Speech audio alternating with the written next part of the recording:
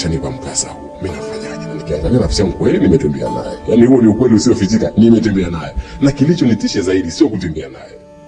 Kilichonitisha zaidi wakati nafanya mambo yangu, wakati nafanya baadhi ya vitu, nikawa mdomoni kwake nasikia harufu ya damu. Tukilala, tukiamka, tunamwomba Mungu tuamke na uzima. Lakini kwa kuwa binadamu ameumbiwa kusahau, wengi wetu tunajikuta tunarejea makosa ambayo wenzetu wameyafanya na kutupelekea kujuta baada ya kutenda. Kijana mmoja mwenye umri wa miaka 25 ambaye hakutaka kutaja jina lake amenieleza historia ambayo kwake yeye hakuwahi kumweleza mtu yoyote, ila kwa mara ya kwanza amekubali kuongea na mimi kwa lengo tu la kutoa fundisho kwa vijana wenzake. Ni nini hasa kilimkuta kijana huyu? Ungana nami kwa dakika chache ili nawe upate kujifunza. Ilikuwa ni mwaka 2016. 2015 mwishoni kuingia 2016.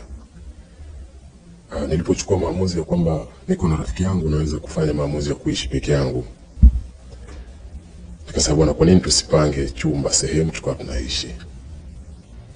Sasa rafiki yangu akaniambia sawa, hakuna tatizo kwa sababu ni vizuri tukiwa tunajitegemea wenyewe. Nakumbuka nikapanga chumba, lakini nilikuwa na godoro peke yake. Sikuwa na vitu vingi kama labda na mke au vipi. Tulikuwa kama sisi tu. Tulikuwa na TV yetu yenyewe ndogo tunaangalia usiku. Tulikuwa wawili. Kama ambavyo tulipanga. Sasa wakati wa kurudi zetu kazini katika mihangaiko yetu, tulikuwa tunapitia sehemu. Sasa hiyo sehemu kuna wanawake, watoto wa kike hao, vigori, wari tuseme, kwa nataniana nao. Lakini katika utani kumbe kuna ukweli ambao mimi nilikuwa siujui hapo awali.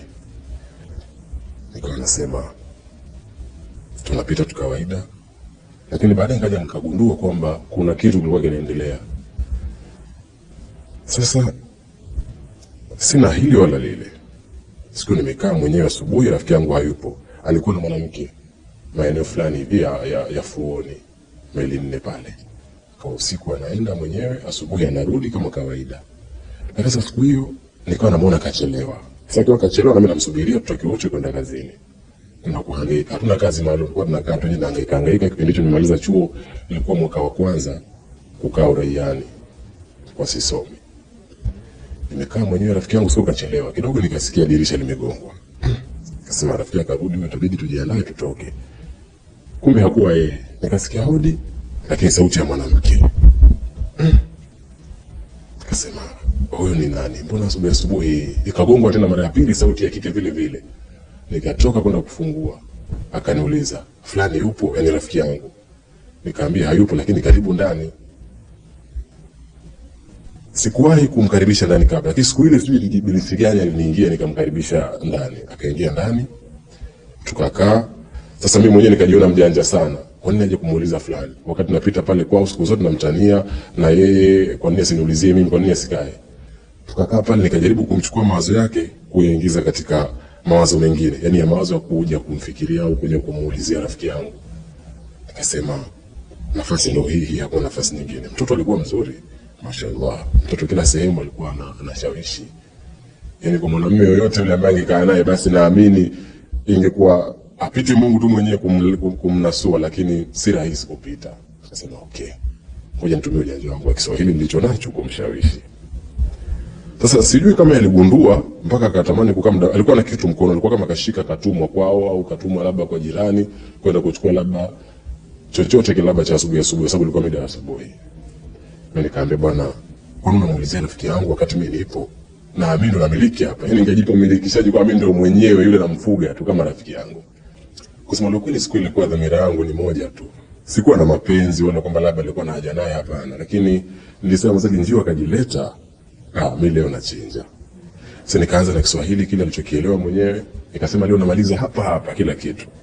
Nikamshawishi. Akaniambia lakini mimi si rafiki yako. Na nikamwambia achana habari za rafiki yangu. Wewe ni rafiki yangu, mwache. Wewe unajua kama nakupenda, mwisho siku mimi nimekufuata mwenyewe.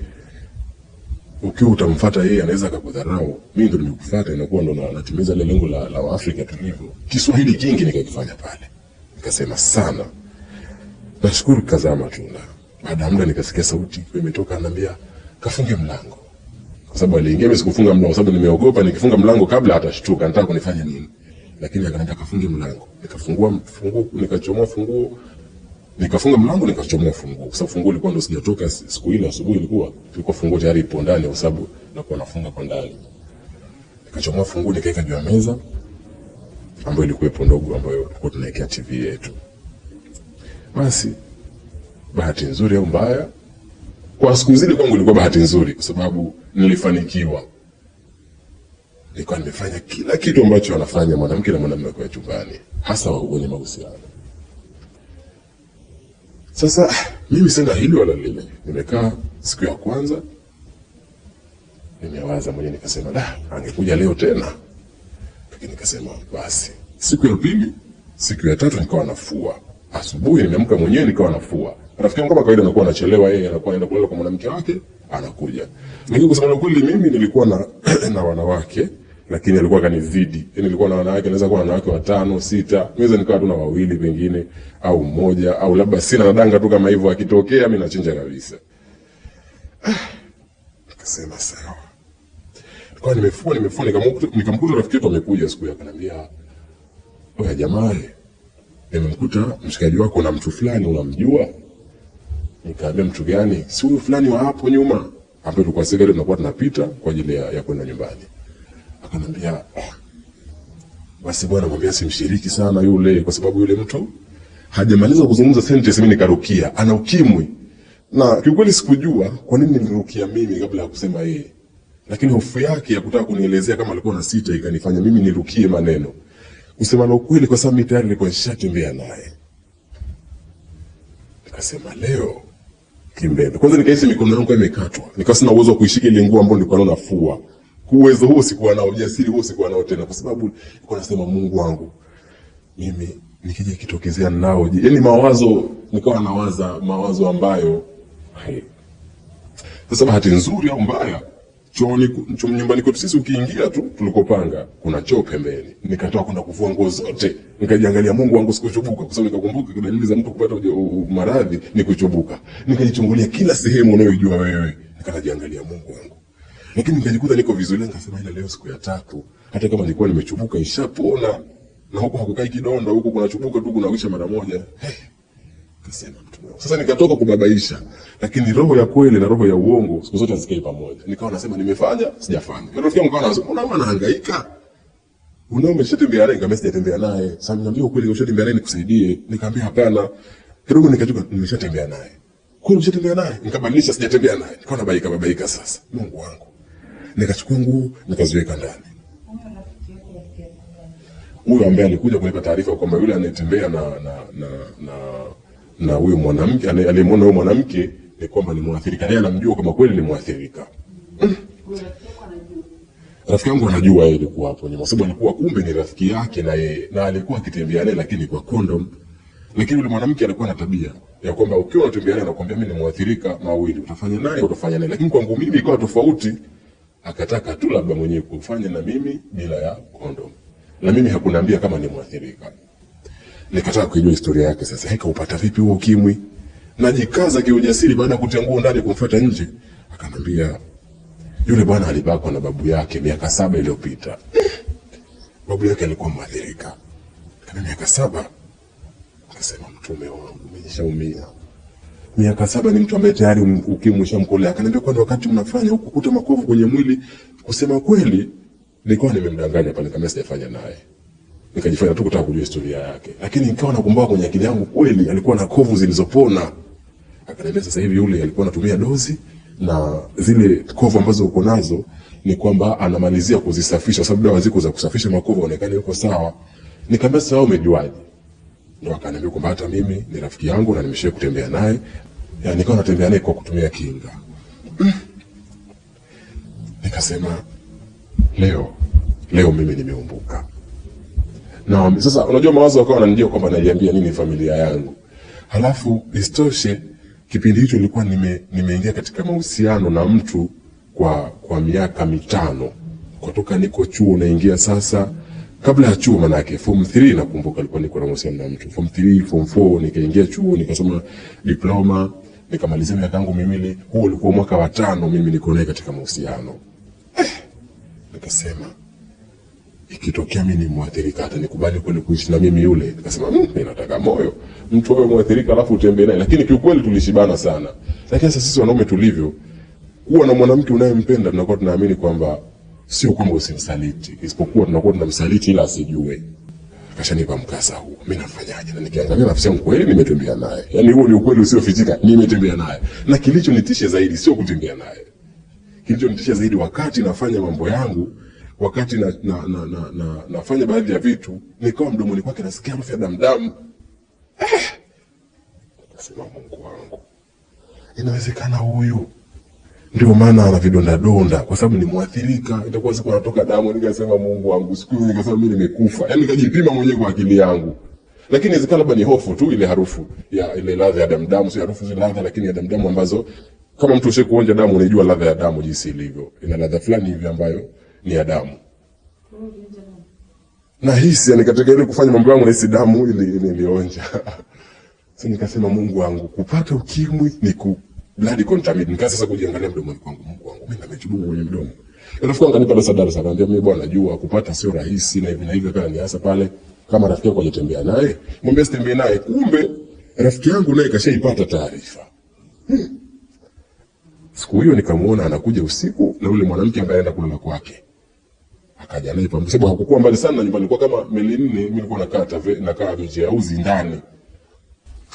Kwa hiyo haikuwa mbali sana pale anapokaa. Kwa akaja naye mpaka nyumbani. Mimi nilikuwa nimemuulizia mtaani, kwa huyu mtu yukoje. Kwa sababu kuna watu wakawa wananificha. Basi alipokuja pale, yule rafiki akaniambia bwana, siku ile mimi nimemuulizia kwamba huyu mtu hana. Lakini nikakaa pale nikawa na wasiwasi.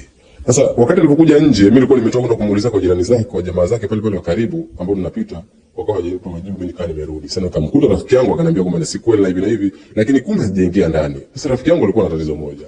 Alikuwa anauacha ufunguo kwenye zulia. Yule mwanamke alikuwa anajua kama alikuwa anauacha pale, inawezekana kumbe walikuwa wanakuja kabla yangu. Yaani kabla siku ile ya kwanza kuja, ilikuwa si siku ya kwanza, ilikuwa ni siku ya kwanza kumuona mimi kuja pale. Sasa kufungua mlango zinaingia ndani pale na wasiwasi kwa sababu lisemwalo lipo. Na ukimwi sio jambo la maskhara sana. Hasa kwa kijana, nikijiangalia nilikuwa na umri wa miaka 21, 22. Kasema miaka iliyobaki yote imekuwa mwathirika na kula vidonge. Mungu wangu. Nikawa nasema haya. Kitu chote ambacho kinatokea Mungu ashanipangia. Unajua baada ya matatizo tunamkumbuka Mungu mara nyingi.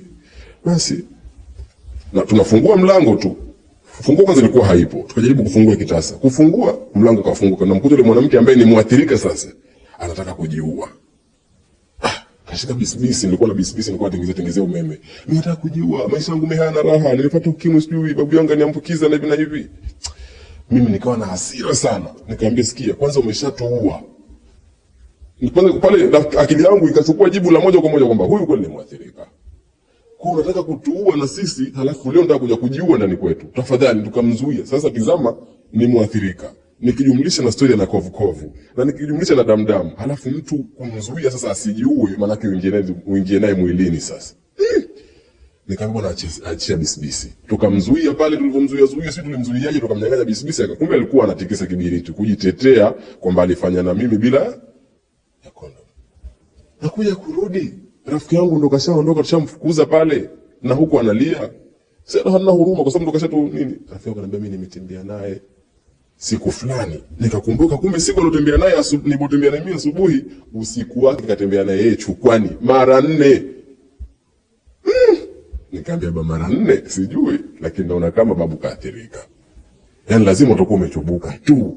Na ukutumia kinga? Na hakutumia kinga. Akaniambia mimi kinga sijatumia. Sasa baada ya pale akatoka na kilio sasa.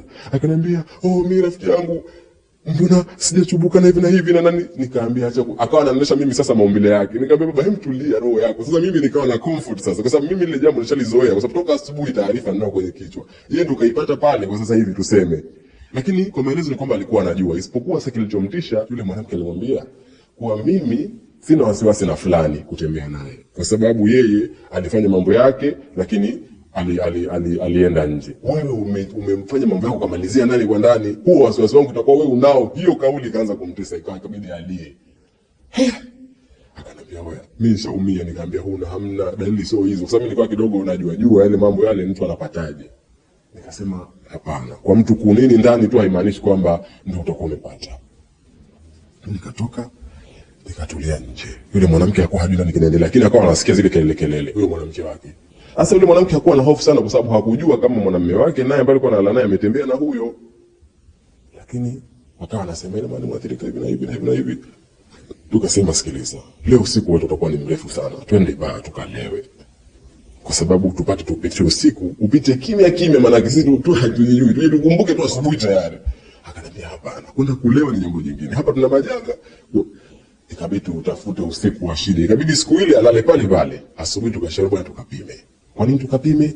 Tukapime kwa sababu tujihakikishe. Nikamwambia sasa ukimwi upatikane siku 2, yani leo na kesho bado tuna siku 3 tu hapa, kwa hiyo tusubirie kidogo mwezi. Akaniambia tizama, tukapime tujihakikishe hatuna toka mwanzo, kwa sababu toka mwanzo hatujatulia, lakini tunajihakikisha je tumeanza hapa kupata, ili tulikuwa tunapanga kama katupa yeye tujue sisi cha kufanya, tuti tukamhukumu kumbe tuko nao toka zamani. Asubuhi mapema kila mmoja akavaa alivyovaa, tukatoka, tukafunga mlango, tukatoka. Tukapanda gari ya Fuoni. Sasa rafiki yangu tulikuwa tumesimama, akawa ananiambia sasa kwenye gari, mimi niko sina na mawazo. Hasa kana nichekesha, maana inabidi nacheka shida. Bwana watu wote kwenye gari humo hawahisi hata chochote, mimi na mawazo hapa. Nikamwambia tulia mjomba, huku tunaenda hospitali tunajihakikisha. Tukafika hospitali kwanza, mlangoni pale tukaingizwa kwenye darasa. Tukafika, bahati nzuri chembe ya kwanza inatoka, tukaingia chembe ya pili. Sasa akaniambia niulizie swala gani, kwamba je mtu akifanya akimaliza ndani humo ndio njia kupata maambukizi? Nikamuulizia kwa daktari. Akaniambia husiani, njia ya kupata ni blood contact. Akaniambia blood contact ndio nini? Mawasiliano ya damu. Kama damu zimegusana itakuwa umepata. Tukasubiri darasa limeisha, wakamaliza unapima wale, tukaingia sisi. Kwa kwanza angeingia, sababu mimi nilikuwa najifanya kidogo sio moga. Nilikuwa nasema Mungu kama nikufa nianze mimi. Nikaingia ndani, kuingia nikapima kweli. Kupima naiona damu yangu. Natamani nijipime mwenyewe niseme majibu yanakuaje. Akapima na yetu kaka. Sasa foleni wakati wa kutoka sasa majibu. Tukasema nani anaanza? Ikabidi mimi nikae mlangoni, yeye wa pili yangu. Sababu nimepima mimi, kapima yeye. Sasa kuingia mlangoni kuna daktari mmoja, nimemsahau kidogo jina lake, alikuwa ni mwanamke. Akaniambia wewe ndo fulani? Nikamwambia ndio. Mbona kwa nini umekuja kupima? Nikamwambia basi tu nimeamua nataka niende katika mambo ya chuo. Akaniambia lakini naona damu yako haisomi. Nasema Mungu wangu, hakuna damu isiyosoma. Damu gani haisomi? Akaniambia damu yako haisomi, ngoja nitoke nikaulize madaktari wenzangu usije nikakupa majibu yaliokuwa sio. Nikasema Mungu wangu, ikiwa daktari ana muda mrefu anapima watu, leo hii mimi nani damu yangu ishinde kumpa majibu? Huyu anaogopa kunijibu. Unajua ukipima unajipa majibu mwenyewe, isipokuwa baadaye majibu ya daktari yanakuja kukuondosha mawazo ulionao au kukuongezea. Daktari katoka kweli. Hapo sasa nikatoka. Leo anafungua mlango, rafiki yangu ndio yupo mlangoni kusubiri majibu. Akajua anaingia, natoka mimi, kumbe anatoka daktari. Nikamwambia bwana mimi nishaungua. Nikaanguka kwanza na kiti wakati namwangalia kwa kugeuka, kwa sababu mlango ulikuwa mbali. Akaniambia wewe vipi kweli? Nikamwambia kweli nishaungua. Anasema Mungu wangu, zamu yangu sasa. Hajakaa muda mrefu, nimekana jina mimi nimeendelea kwenye meza, daktari akarudi. Kurudi akaniambia daktari, akaniambia wewe, kwani wewe una tabia kupiga machumchum? Kama daktari mimi sijui chochote, ile nataka majibu tu. Kwani wewe una videmdem? Nikamwambia pia naye mwanamke wangu mmoja, lakini hajui kufanya mapenzi, naje nadanganya hapa. Najipa moyo mwenyewe, yani kubadilisha ukweli. Sijui hivi na hivi mwenyewe. Akanipa mambo mengi. Unajua kama wale madaktari kawaida majibu ya ukimwi wanavyokupa kwa shida sana. Baada ya muda nikaona kaandika karatasi, akaniambia damu yako ilikuwa haisomi kwa sababu ilikuwa na flow taratibu, sijui imechukua muda mrefu, una HB hemoglobin kubwa. Lakini majibu kwa mwezi wao yako salama, rudi tena baada ya mwezi mmoja. Vipimo vya mara ile ilikuwa ni mwezi mmoja tu tayari majibu yanapatikana. Nikasema huyu kanidanganya tu, lakini naamini ushaniambia kwa ile daftari la dozi. Akaingia rafiki yangu na kwa majibu hana. Nikatoka moja kwa moja, nikaenda zangu utapoa. Nikaenda nikapima, lakini kupima wenyewe kwanza daktari nikawa namuogopa. Nikamuuliza maswali mengi, daktari akaniambia huko serious. Nikamwambia niko serious, nikalipa 5,000, nikapima. Nikasema kipimo cha pesa na kiamini zaidi kuliko kipimo cha bure. sababu mwezi mmoja unapima bure, tutakuwa natupima kwa 5,000. Daktari akaniambia, nimepima pima mwenyewe. Nikasema, daktari akaanza kuniambia siku hizi hata majibu yote ni mazuri, hata ikiwa miaka 40 sijui utaishi ukiwa unakula dozi. Nikamwambia daktari, mimi sitaki maisha kujihesabia mwaka mmoja wa pili wa tatu, nataka maisha moja kwa moja, bora niambie tu kama nina. Akanizungusha sana, lakini baadaye akaniambia unashindwa kumsoma daktari. Kama unashindwa kumsoma daktari basi, lakini ukweli majibu ni kwamba ni mazuri, huna hivi. Nikasema, nikamkumbatia daktari. Baada nimpe Mungu asante, nikampa daktari asante. Kumbe daktari kazi yake ni kupima. Akaniambia usijali, lakini hivi na hivi kupata ukimwi ni kazi. Akanipa darasa pale. Sasa rafiki yangu akawa shughuliki. Sijui alikuwa shughuliki mwenyewe, lakini kwa hataki kupima. Alikuwa kashapima mara ya kwanza ndo basi. Mimi nilikuwa na wasiwasi kwa sababu mimi nilikuwa na mtu ambaye na mahusiano naye kwa miaka 5 kama nilivyosema. Kuna nilikuwa na hofu, je, atakuja kunikubali? Hiyo ndio ilikuwa hofu yangu kubwa. Yesu alikuwa hawazi chochote au labda alikubaliana na ile hali. Nikaa siku hiyo nikasema hapana. Huyu mwanamke inawezekana hana ukimwi, kwa tutania tu. Nikamwambia rafiki yangu, hebu tumchukue tukampimishi. Hapo imepita sasa nadhani siku 4 au 5. Siku 4 au 5 kama hivi. Nikamwambia tumchukue. Sio mwanamke kwa bahati nzuri akakubali, kwa sababu kumbe nyuma ya screen au nyuma ya hili jambo, nyuma ya pazia alikuwa anampenda yule mwanaume sana, kwa sababu alikuwa na majimaji ya Kiarabu hivi, alikuwa anataka kuzaa naye. Ndio maana hata hakuruhusu kufanya mambo yake nje, akataka amalizie ndani kwa ndani. Mungu wangu. Nikasema huyu leo tumchukue kwa sababu anakupenda, unaweza kumconvince tukamchukua tukampimishe. Tukamchukua siku hiyo kwenye dadala mpaka hospitali ya Mnazi Mmoja. Akaenda akatolewa damu akapima. Sasa kabla kupewa majibu tukaitwa sisi kwa daktari mwingine. Tukaambiwa, "Yeye nani yenu huyu?" Tukaambiwa si ndugu yetu. Haya, mtoto mdogo yule kwa nini nimekuja kupima au kuja kumpimisha? Tukamwambia daktari, tukuanzie hapa. Tukawa tunadanganya sasa. Daktari, tukuanzie hapa. Kapima vipimo vingi, kaanza huko sweet typhoid, sweet nini. Sasa tumeona yote hana, tumoja tumalizie hapa kwa sababu hichi hakina gharama, ni bure. Akamwambia, mna uhakika mjafanya naye chochote? Tukamwambia ndio, hajafanya naye chochote. Tukawa tunaangaliana sasa. Hajafanya naye chochote. Tumefanya naye roho zetu zikawa zinajua ukweli. Akasema, Mungu wangu. Daktari, kwa nini mtuambia hivi? Basi mwambieni washirikishe katika majibu yake. Tukamwambia sawa, tukatoka tukaenda kwenye benchi. Hatujakaa vizuri kama daktari anakuja kumchukua tena kwenda kumpima. Kumtoa damu mara ya pili, kwa sababu kwa utaratibu unaonekana kwamba ukiwa nao unatakiwa kupima mara 2 kudhibitisha, kwa sababu kipimo kinaweza kwenda tofauti. Nikasema sawa. Huyu kachukua mara ya pili huyu. Na kuna siku nilisikia kwamba ukiwa nao unapima mara 2, nikasema huyu hakika atakuwa nao, lakini sina kipengele inaweza labda damu ilikuwa tofauti. Najipa moyo mwenyewe. Wakati anarudi na kibeni ana kile kipamba kwenye kidole cha kutoka kupima. Anasema, mimi namtoa damu yangu bure, mimi nao.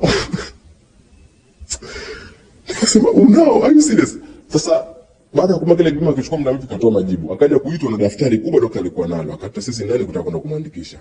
Kauli aliyotoka yule mwanamke akasema, mimi mbona tayari nimeshaanza dozi miaka 8 nyuma. Ilikuwa miaka 8 miaka 7, akasema miaka 7 miaka 8. Sio ilikuwa ndio mwaka ule wa 8, lakini akasema nishaanza miaka 8.